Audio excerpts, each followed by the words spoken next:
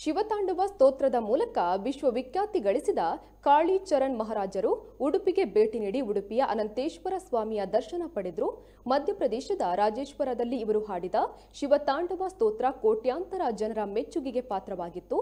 ಅಲ್ಲದೆ ಅತ್ಯಂತ ತಲ್ಲೀನತೆಯಿಂದ ಶಿವತಾಂಡವ ಸ್ತೋತ್ರವನ್ನ ಹಾಡುವ ಜೊತೆಗೆ ಕಟ್ಟುಮಸ್ತಾದ ತನ್ನ ಆಕರ್ಷಕ ವ್ಯಕ್ತಿತ್ವ ಮತ್ತು ಹಾವಭಾವದಿಂದ ಲಕ್ಷಾಂತರ ಅಭಿಮಾನಿಗಳನ್ನ ಹೊಂದಿರುವ ಕಾಳಿ ಚರಣ್ ಮಹಾರಾಜರು ದಕ್ಷಿಣ ಭಾರತದ ತೀರ್ಥಯಾತ್ರೆಯಲ್ಲಿ ತೊಡಗಿದ್ದಾರೆ.